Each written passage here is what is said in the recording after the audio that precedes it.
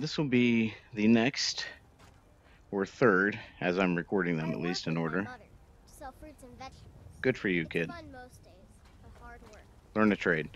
Uh, of these Skyrim must-haves, or at least in my opinion, the must-haves, items and gear to have the most fun in Skyrim. Now, I will say that, excuse me, of the three that I've done so far, this is probably maybe a little optional, depending on what your playstyle is, only because it is a shield. So the other two items that I've done, which is the Mace of Molag Ball and the Dark Star, Black Star, uh, are good pretty much with any type of character build. Being as this is a shield, if you really just never want to use a shield, or maybe you're just a wizard and you only want to use the ward system in the game, then you could maybe skip it. But still, as far as shields go, it looks really cool and it does a lot of cool stuff. So, first of all, you do want to have the quest uh, for, get the actual name of it here. That is called. Oh, I was already on it. Here we go.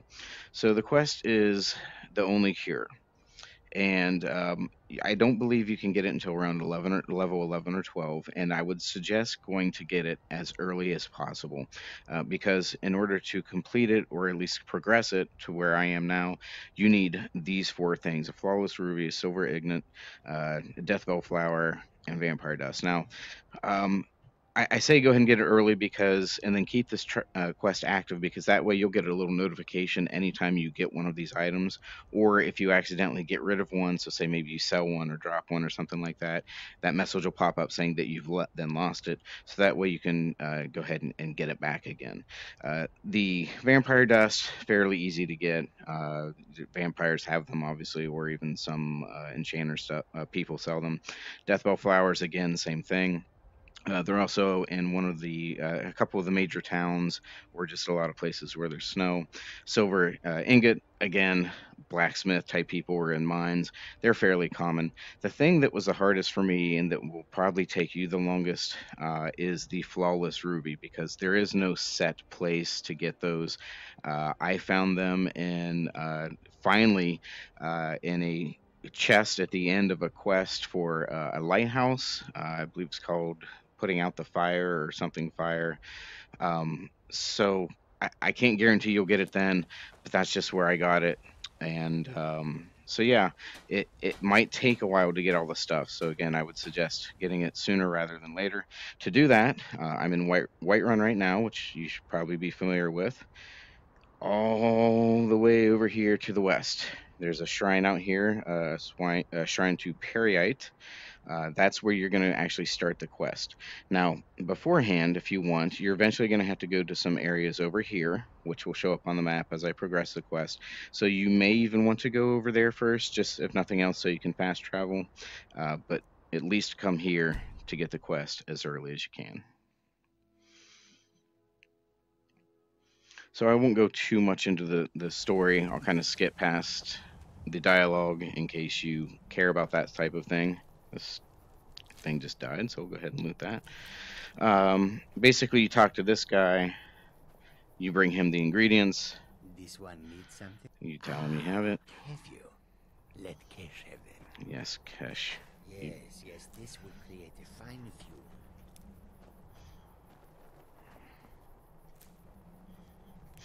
Get you some mushrooms while you're here. That should do. Now, inhale deeply. Oh, this doesn't look shady at all. Yes. Breathe deep, mortal.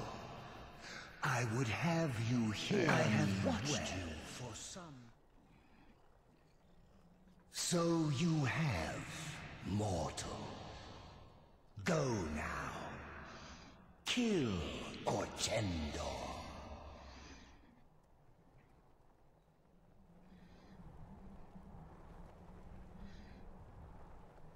Okay, so the task at hand is to go somewhere and kill someone. Pretty standard for Skyrim. As I mentioned, now this place that we need to go is open over here. I don't have a fast travel point, so we are going to walk there. I'm also, though, gonna, if you have a horse, I would definitely say do that, just so you can avoid some stuff. Um, Stay higher up on the mountains if you can, because there's actually, like, it's almost like you can kind of see it from here. It's almost like a small city that you kind of have to go through to get to the main place, but you can actually just kind of avoid most of it and the enemies if you kind of take the road less traveled, let's say.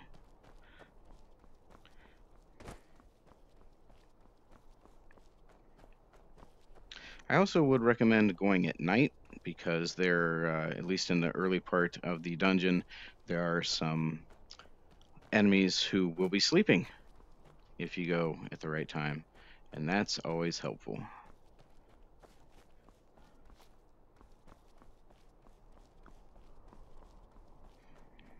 So we're still heading towards our waypoint. Yeah, so they technically want you to go all the way down there and through all that mess, but we're going to be a little adventurous. You do have to drop down at some point. I believe here's a good part, a good time, unless we get stuck in the. Yeah, see, we kind of got good old Skyrim. All right. Okay, we're gonna come at it from this side this time.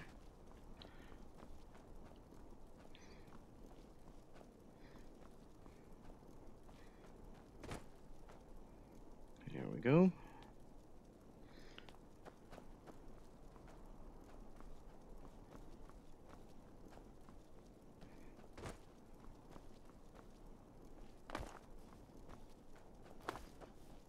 So yeah, we skipped all of that stuff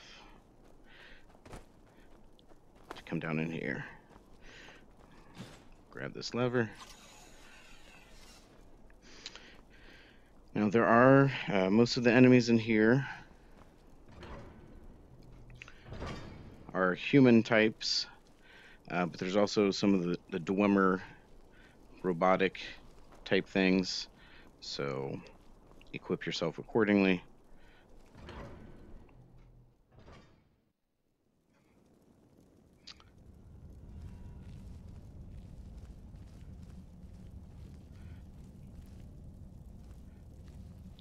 I'll try not to loot too much here.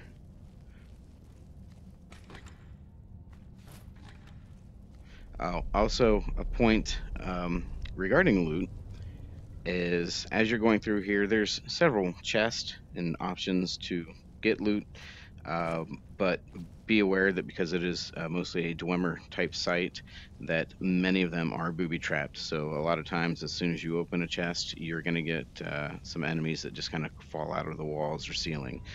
So you know, I guess make your choices about whatever type of character you've built, whether that's the one that's actually good for fighting, or you'd much rather avoid it if you can.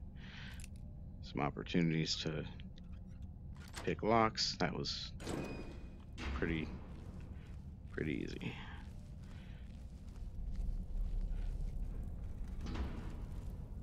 Yeah, so this is the area where some of them are sleeping. Oh, that was a poor choice. Luckily, this guy's a sound sleeper. You still get the sneak attack bonus.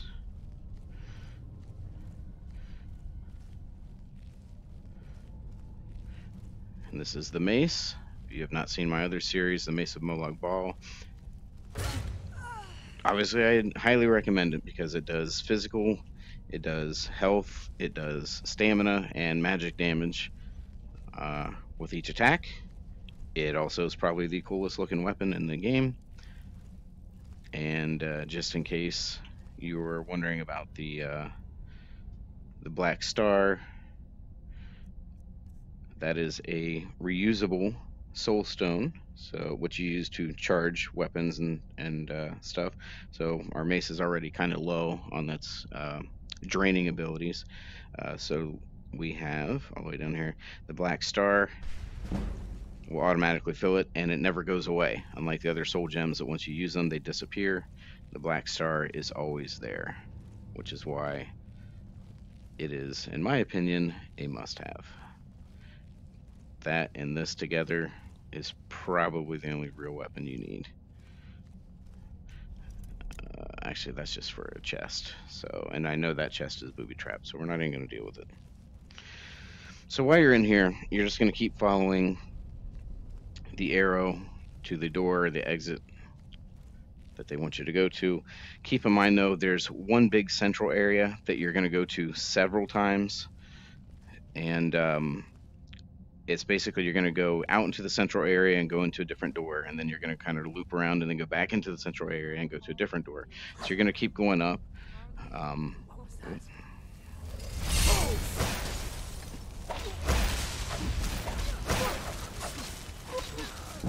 Oh, one thing to note, too, is that these guys will throw up all over you constantly. Like that. That's why they're called the Afflicted. It's because they got some gunk in them. I got an ice bolt in my shoulder hand. Oh, my shield. Okay, that makes more sense. That'll go away eventually.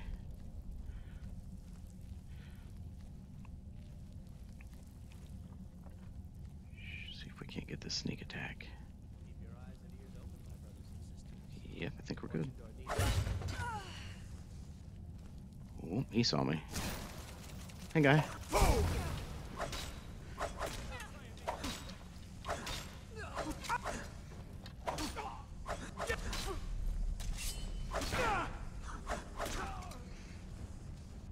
There we go. I'm gonna hit this to open up that gate. This is a pretty long area, so make sure you're stocked up accordingly.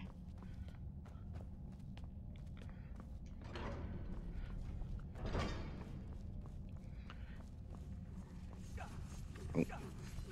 As you can see, there's also several traps about.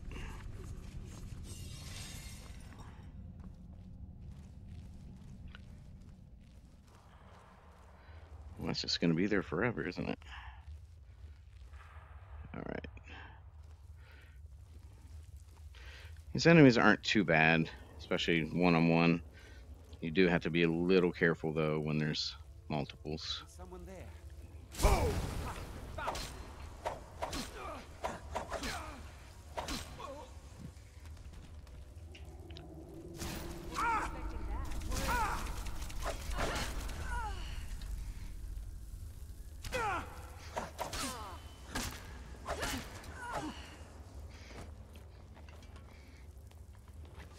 There we go. Oh, no, it's still there.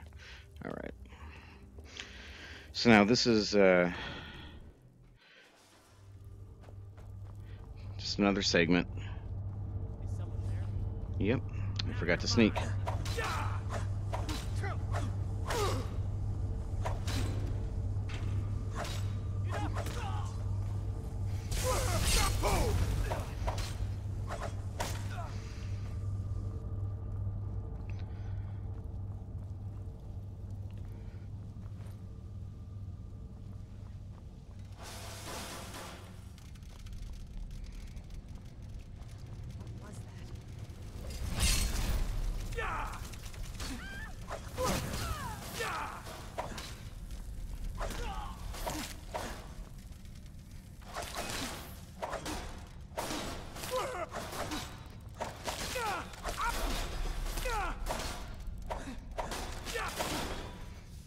There we go.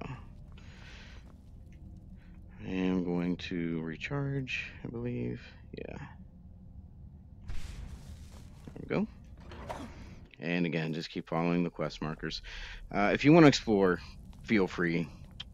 There's nothing major or necessary in here. There are quite a few chests, and kind of going back. Oop, well, I keep forgetting to sneak. Going back to the requirements to get that flawless ruby, I found like 3 of them once I got in here.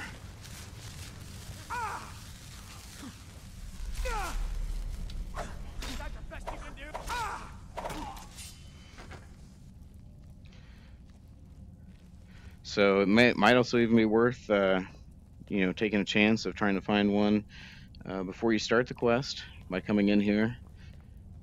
If you do happen to find one, great, you can continue the chest, and also maybe you'll do yourself a little work as far as clearing out some enemies. So this is the big main area that you keep coming back to, and you'll kind of go off to a side door and then come back in. And we're going to remember to sneak this time. Then you'll go through here and come back out into that main area.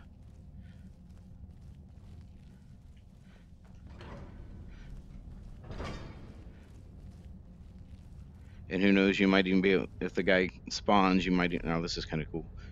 There's a trap down there, and they apparently don't know. Kills, and then these dudes down here, they're just like, oh yeah, whatever, nothing to see here. But yeah, you might even be able to come here, kill the guy, find your ruby, and complete the quest before you even, or the requirements for it.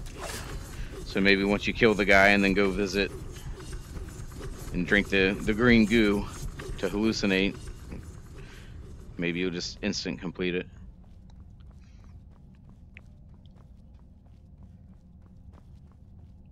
I will say that as much work there is getting this item and completing the quest, the fanfare of it or the resolution of it is pretty underwhelming. Yeah, we're back out into this part again. I want to say, see if we can't do a little sneaky sneak action here and just avoid these guys altogether. Another thing is with the metal, these things, is they aren't necessarily just going to attack you. They will attack the human type people as well. So if you can kind of kite them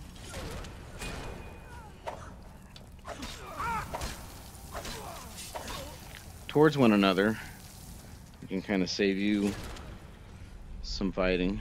Oh, see, I need to get over to where they want us to be without backtracking. Looks like we need to get up over there, so maybe up these steps.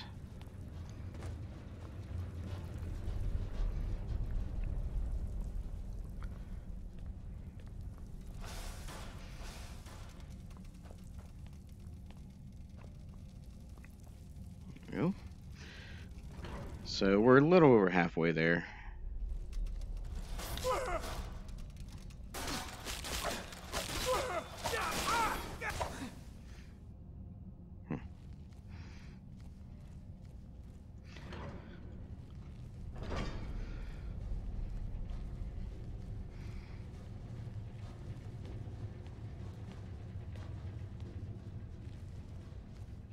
That's obviously a trap. Don't walk down the middle. Okay, now we want to go this way. Yep, right here.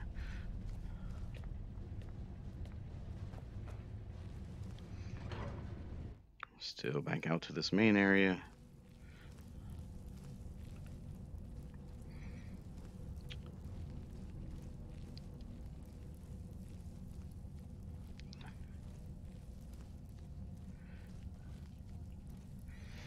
So I'm gonna try and go over this. I feel like that's just a, yeah, that's just a chest back there. They want you to go the long way around. It's gonna be over there somewhere. I feel like we might have to go up here. No, this is optional. So let's just go down here. Someone there.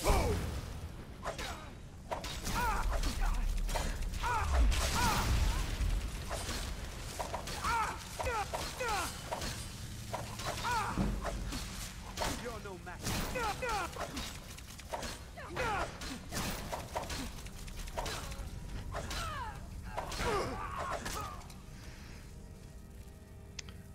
In a do as I say, not as I do moment, the best way for combat with multiple enemies like that is to concentrate on the same one, because a almost dead enemy will still hurt you just as much as one that's with full health.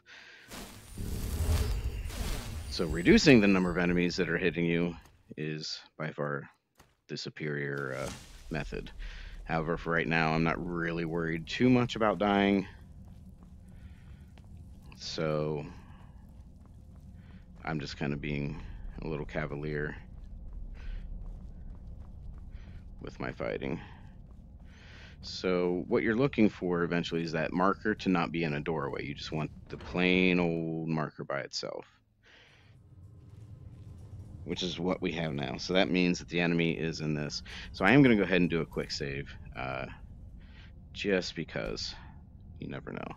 Also, I do remember a couple of nasty enemies, the Dwemer type, that I have to fight before I get to him.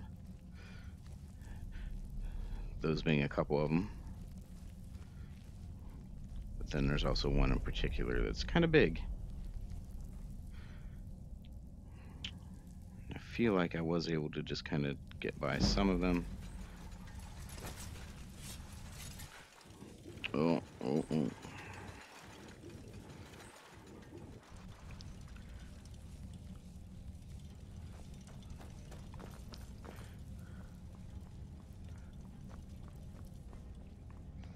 Yeah, they have a hard time with circular ramps. Alright, so right up here is going to be the part I was most afraid of. So let's go ahead. I believe we're still charged. Yeah, so this is a point where I would definitely say if you want to buff yourself with some potions or something like that, and maybe I'll just go ahead and do that real quick. Give yourself some buffs, some poisons or something like that. You're going to be fighting the Dwemer items, so all right, because you're going to have this guy to deal with, plus some other smaller ones.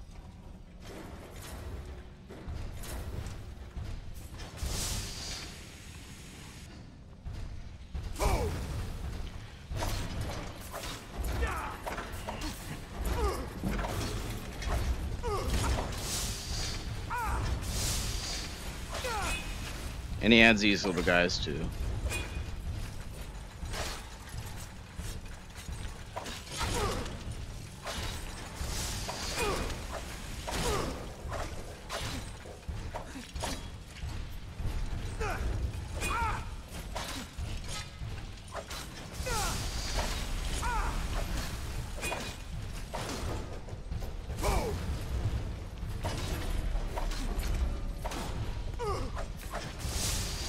And of course, classic Skyrim, stop in the middle of a fight and heal.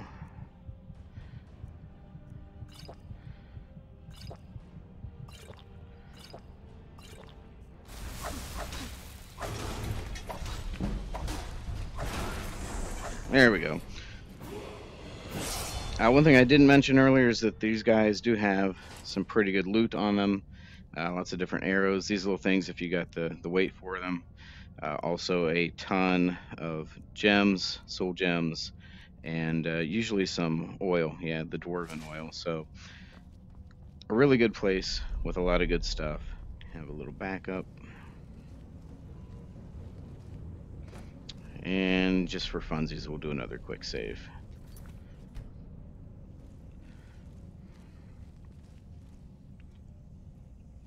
Go for the sneak attack. We're not going to get it. He does teleport around.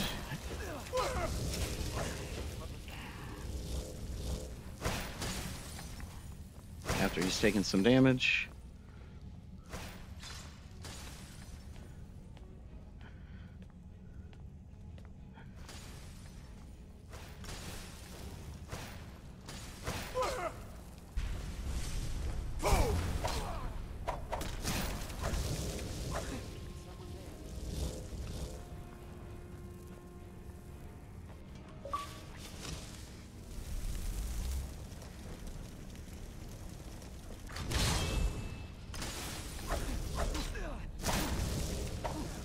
is really the most annoying thing about him.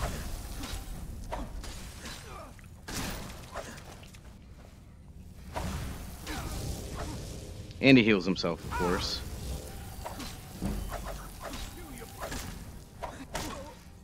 There we go. So the quest is now completed. You can get all the good stuff from him, including that key you definitely need, and all that good stuff. And then just find your way out.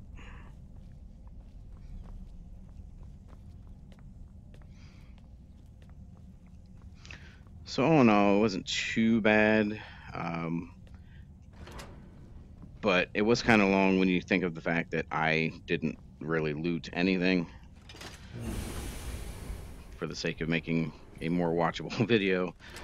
And so now we're out here. Now they may not let you fast travel because it'll say enemies are around. Yep, no problem. So what we're just gonna do is, rather than going back through the city that we avoided the first time,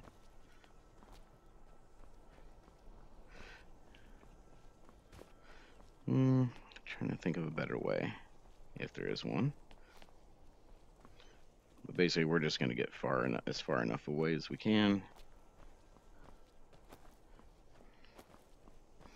Come on, we can do it. There we go.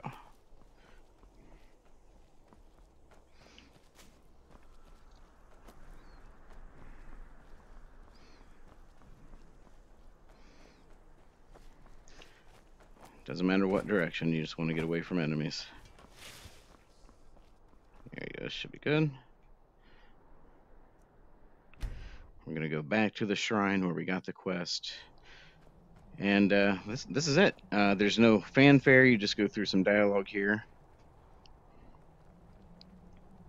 Well done, mortal. All things are in their order. Embrace order and harm. Choose the pit, mortal.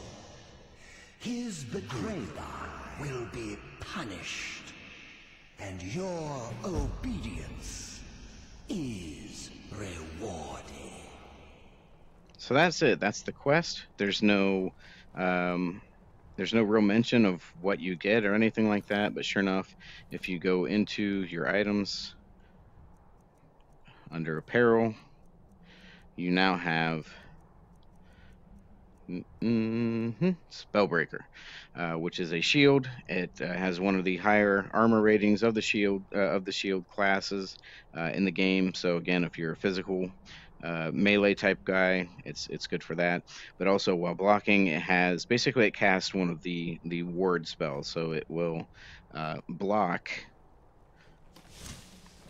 and you can kind of see that that's what the little shimmering effect going on is there. So it's a good physical shield, but then it's also blocking magic damage with that little wavery, watery thing. And if you ever do, like if you're fighting and then an enemy takes, like let's say a dragon's shooting fire at you and it takes that shield or the ward away, put it down, lift it back up, and cast again, and it even stays for a second or so after you bring the shield down. So it's quick to recharge. Again, much like this, that's good against any type of character. This is a good defense against any type of attack. Also, if you use these skills that involve,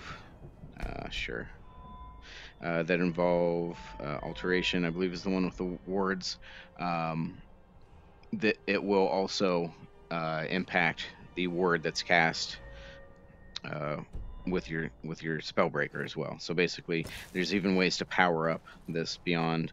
You do have to have a pretty high blacksmithing level in order to increase it, but you can. So again, this I would say is a must-have for the majority of characters that you'll play. If you ever need to block damage outside of just using straight up magical wards, it's great. If you're a melee type character, definitely this is the one you want, just if nothing else for the physical blocking abilities. So Spellbreaker, I am saying, is a must-have still. If nothing else, again, it looks really cool because it's Dwemer based. The only downside to it that I can feel, at least for my build, is it is considered heavy armor. So if you have skills or perks that require you to not have any heavy armor, There's not a or maybe day. you get better benefits from light armor than you do heavy or no armor, uh, again, you could maybe avoid it, but I would say overall, most players will want Spellbreaker.